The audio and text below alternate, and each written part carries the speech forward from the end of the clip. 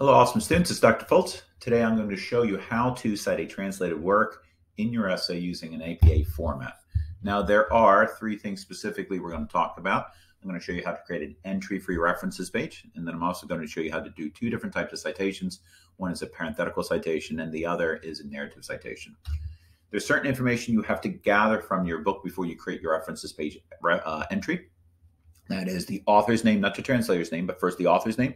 You'll need the date that it was published or republished, rather, as a translated work. You'll need the title of the work, of course. You'll need the names of the translator or translators. And then the last two things you'll need is the publisher who published the work, and then when was the book originally published, not when it was published as a translation, but when was it originally published. Now, when you gather all that information, this is the structure that it should look like for your entry on your works cited page. Now, if you notice, by the way, there's a hanging indent. If you're not sure how to create an APA formatted references page, I have included the link in the information below this, or the description below this video, and you're welcome to look at that video for some additional help. But let's take a look at this here. This is the author's name. Notice it starts with his or her, their last name, and then you have the initials for the other names, first name, middle name, or any other names that might follow. This is the republished date of the translated work. So this is the date that the translation was published. The title of the book, of course, is in italics. After the title of the book, you're going to have the name or the names of the translators. And then importantly, you will have an abbreviation for the word translation or translator, the publisher name, and then you'll have the date that the translated work was originally published within its native language. So in our case here, we're using The Alchemist as our motto by Coelho. And so if you notice here, his name is first here. We're using his last name first and the abbreviation for his first name. 1993 is the date that the work was translated and published, whereas if down here was 1988 was when it was originally published. But take a look at the way the title is set up. Of course, it's in italics, but notice that the second word of the title, it's in lowercase. So when you're writing your title out, only the first word of your title should be in uppercase or capitalized. In this parentheses, we have the name of the translator. In this case, it's Clark. Notice that Clark's name is abbreviated. The first name and the middle name is abbreviated. We have that word translator. It's abbreviated also to trans with a period. Then we have a period here. This is the name of the publisher. And then we have the original work. We actually are including the words here, original work published, 1988. You want to have those words there. Don't leave those out. So this is the way it should look in your references page. What do we do for a parenthetical citation? How do we create one? Well, just as before, we need certain information that we want to gather here. We need the last name, the published year, the republished year, as well as the page number, the page numbers that we are gathering our information from. This is the way it should look within your citation. So in our example, again, we're going to use The Alchemist. So let's fill this in here. Notice we have the author's last name. We have the published year. Again, that's the original year that the work was published. Then we have the translated, republished year here. In this case, it's 1993.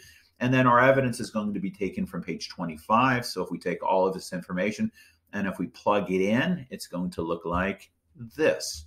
This is the only part that's a little bit tricky here. You will have 2 years. The first year, of course, is the published year. And then the second year will be the republished year, and they'll be separated by the slash here. Author's last name, a comma, that's important. Then you're going to have the years, and then you'll have another comma. And then notice you don't just put the number 25. You have to put the letter P. It's lowercase with the period, and then the number 25. All of that, of course, should be in parentheses. So where does this information go once you create the citation? Well, it goes after the evidence that you're citing. So let's give you a model sentence using some evidence from The Alchemist. In this case here, our sentence reads, the miner accidentally found, and this is where our evidence is taken, the most beautiful emerald in the world when he broke a stone in anger. So the most beautiful emerald in the world is the evidence we're taking from the Alchemist text. Where do we put our parenthetical citation? Well, we put it right after the piece of evidence that we have. This is unlike MLA. For MLA format, you would put the evidence, or excuse me, you would put the citation at the end of the sentence. For APA format, you're putting it right after the evidence itself. So how do you create a narrative citation then? Well, once again, you're still going to need the same information that you had for your parenthetical citation. So in our case here, it's the same thing, author's last name, the published year, the republished year, as well as the page number. we're filling it in with literally the exact same information, but the way you're integrating it into your sentence is really different. You're not necessarily going to have that parentheses with all that information in there. Instead, what you're going to be doing is you're going to be blending the author's last name, the year, the page numbers, if you can, into the prose or into the narrative that you've actually written here. So let's look at a sample sentence that I wrote here. So Coelho showed that things are not always what they appear by relating a story of how, quote, the most beautiful emerald in the world was found. So, of course, this is our evidence once again. The most beautiful emerald in the world is found.